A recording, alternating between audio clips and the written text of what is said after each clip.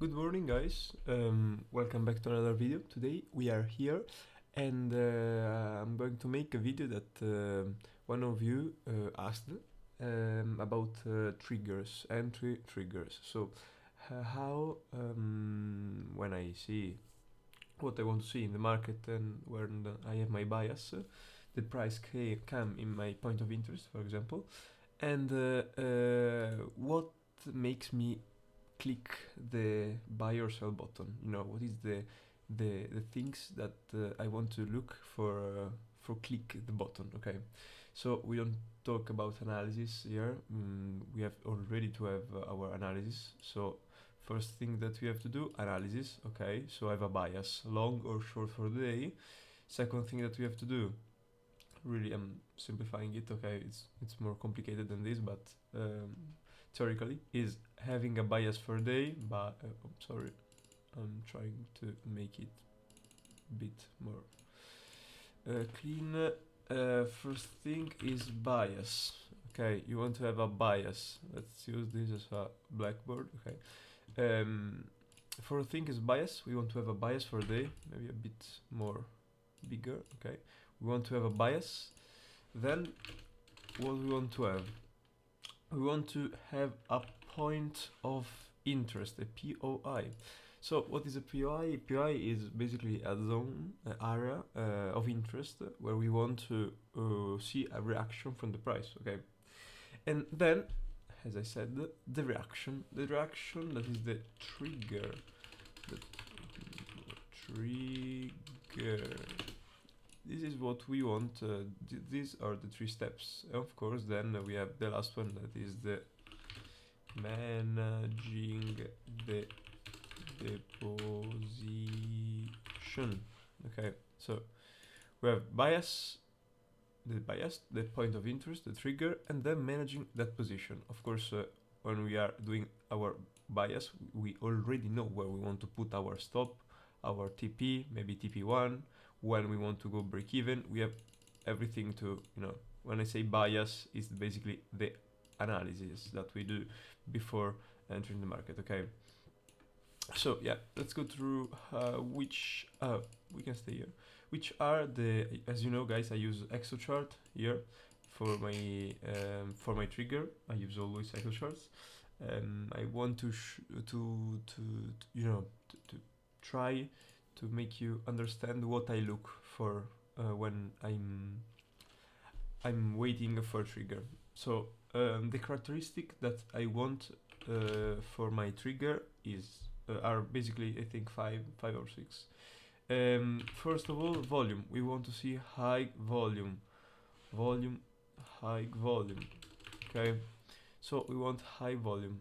This is crucial, guys, because if we don't have volume, means basically that there aren't a lot of people that want to buy or sell in that level the stock or the asset that you are looking. For example, now Bitcoin. I trade Bitcoin basically. So high volume. Then we want to see high rect long plus here short. Okay. Yes. No. Yes. High rect long plus short. Basically, I want to see liquidation here. If we want to see here where I see liquidation, for example, here when I see, I try to, okay, you can see better. Here rect as short plus long is basically the liquidation. But we see here this candle, 3 millions exactly at the low. It's not, it's generally you see the most liquidation at the top of when you have a good trigger. Generally you see this type of pattern: high volume, high liquidation. Okay, as you can see, this candle was a good one. Then I will show how, for if we adjust these two characteristic, could be a good trigger. Then we have the third thing that I look, that is spike of open interest, OE, open. I will write open interest. Okay, so we want to see a spike of the open interest. This is as we can see here, look here, this is a clear spike. As you get, when we have big wicks in the open interest, for example here, this could be also a good example. High liquidation, if you compare this candle with the previous, is higher, 3 billion of dollar, so high volume. And so these three characteristics are there. Okay, so this could be a good trigger, but we want to see other things. That the fourth is spike of delta. Basically, what is the spike of delta? Spike of delta is when the candles start to go moving up. Okay, so basically open the candle moves up. Okay, for example like this. So this is the candle after 3 minutes, and the candle then close like this.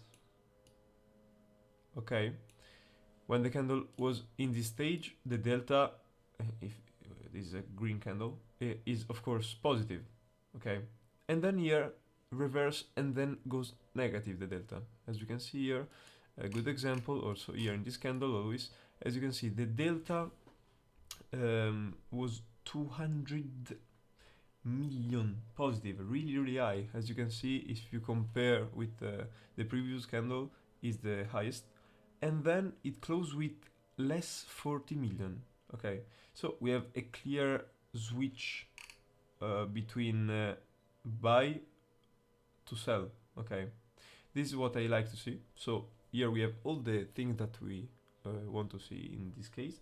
I will show why I didn't took this trade. First of all, because yesterday, was this candle, I wasn't interested in short. Okay, yesterday was quite flat day, as you can see, really sideways, nothing happened.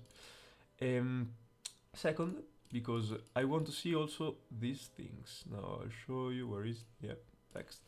I want to see the trapped value area. This is another thing that I want to look for. The trapped value area. No, where is my, yeah, trapped value area. What is trapped value area? Basically is what this, here we don't have trapped value area. Let me reduce this, yeah. Trapped value area, cool example of trapped value area is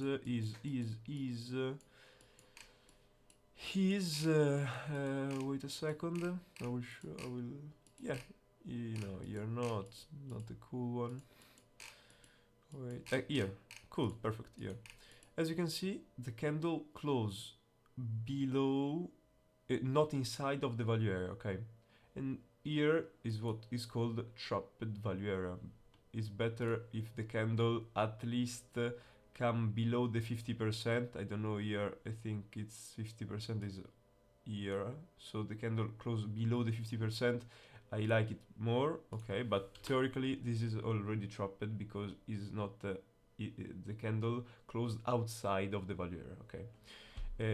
So this is trapped value area, and this is another reason why I didn't took the short yesterday.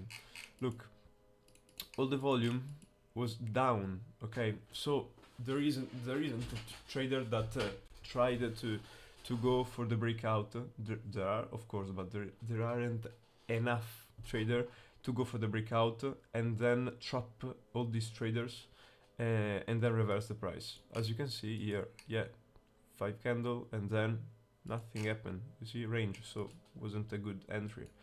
And the last thing that I look and I really like is the trapped traders, trapped value area and trapped traders. That can be sometimes is the same, but not always. Trapped traders. For example, trapped traders, I like a lot that this type of trapped traders. Why? Because I look at the T size, okay. Also I look at the T size, but generally for example, let's assume here not a good example. Let me find a good example. Let me find a good example. I remember. Yes, perfect. This is a really good example. Here, as we can see, we have positive open interest in these 2 candles. and really positive delta. Okay, a lot of traders basically means that they're longing the market. Okay, they're long, they're really long, as you can see also from the candle. If you see the result, if you see these two big candle green, you see a lot of traders are longing the market. Okay, but then what happened? Here we see a red candle, a small candle, red candle. Here still try to push the market, is not going up. Here still trying to push the market up. Here again, but the market, you see, is going down. All these traders that are longing the market, maybe entered around the year, see their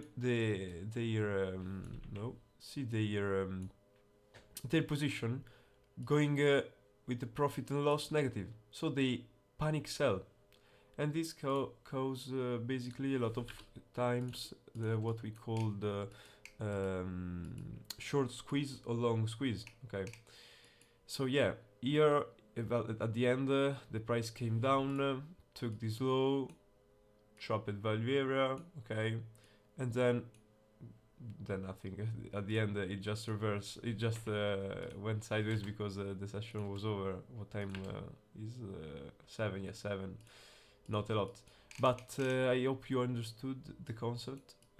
So basically that's it. I look at high volume, high liquidation, high spike of open interest, spike of delta. I look at trapped value area and trapped traders. These are mainly the 6 things that I look in my trigger. Okay, and also if you don't see one or two of them, I don't enter the trade. Like here, we have basically everything. We have high volume, high liquidation, spike of open interest, spike of delta, but we didn't have trapped traders, and we didn't have trapped value area. Trapped value area, I think, is one of the most important if you want to see, like here, a swing failure pattern. Here, when we want to see a swing failure pattern, we want to see that the people here want to long a lot. So the value area has to be up here. It can be here. So for me, this wasn't a valid trade, and at the end, I was right. Also because a ton of imbalance down there. So in my mind, I was saying, okay, I took the trade here, but really high chance that here the price can break through here. It was like a 1-to-1. The trigger wasn't the best one, so I said it's good. I don't take the trade. I'm just looking the market is already a position. You don't have to going long or short. If you stay out of the market, is also a decision that you can make. Because a lot of people want always to be in the market, long or short, or what they want. But sometimes I think that the quality of the trade is the best thing. Is the thing that a trader, retail trader, has to to look for. Because if you start doing a ton of trade, unless you're a scalper, I work on M15, so the quality of the trade is really crucial. I don't take a lot of trades. I take per week, I think, 4 trade. But I try to have a really good level of tension. So my POI, my support resistance level has to be really powerful. When the price comes, I want to see a rejection instant. When it comes, for example, here today, I'm waiting for a potential SFP of the day, previous day. I want to see the price come here and reverse instant. I don't want to see like this thing here. The price has to start with high volume and run away. Because if we have interest in that zone, the price has to take the liquidity and go away. So yeah, that's it. I hope that this video was helpful to you. And let me know in the comment if you want any other content with exochart, or if you want any type of video. See you next video, guys.